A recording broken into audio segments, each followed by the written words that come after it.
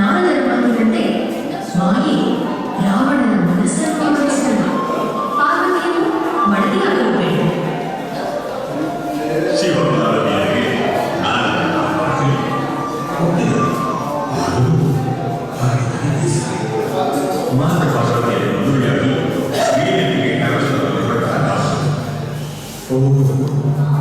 ಕೆಲಸ ಕೆಟ್ಟಿತು. ನಾರದರ ವಯಸ್ಸು ಇದಲ್ಲ.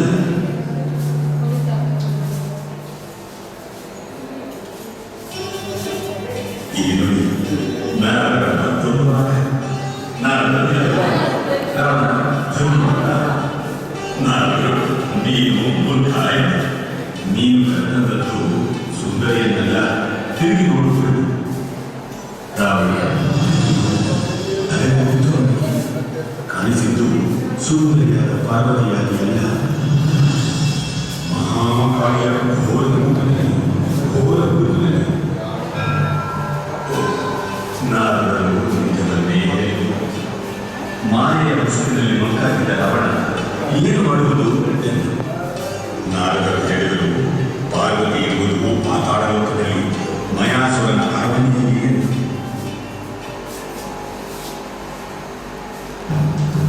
ಸರಿ, ಗಾಳಿಯಿಂದ ಪಾತಾಳ ಲೋಕಕ್ಕೆ ಪಾರ್ವತಿ ಮಯಾಸುರನ ಜೊತೆ ಹೋರಾಡುತ್ತ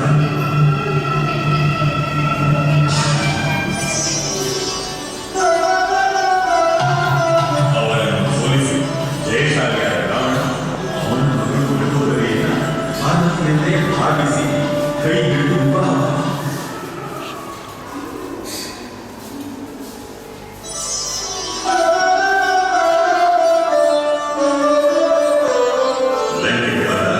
ತಾಯಿಗೆ ಪೌರುಷದಿಂದ ಹೆಮ್ಮೆಯಿಂದ ತನ್ನ ಘನವನ್ನು ತಿಳಿಸಿದೆ.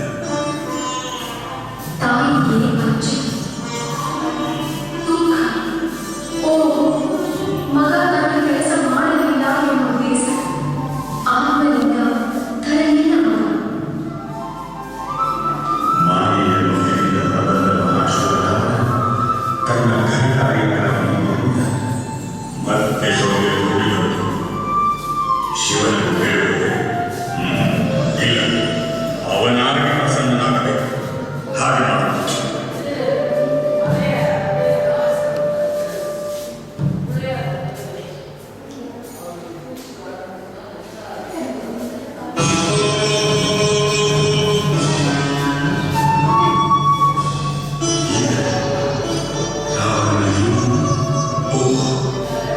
ಎಷ್ಟು ಘೋರ ಇದು! ಮತ್ತೆ ತಾಯಿಗೆ ಮಾತು ಕೊಟ್ಟದ್ದಕ್ಕಾಗಿ ನಡೆಸುತ್ತಿರುವ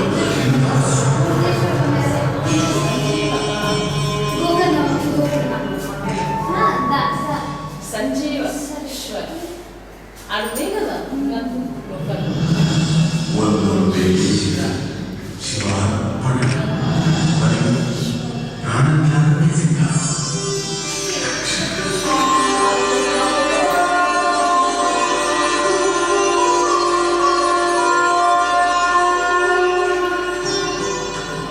ಪರಮೇಶ್ವರ ಪ್ರಸನ್ನ ಪ್ರತ್ಯಕ್ಷ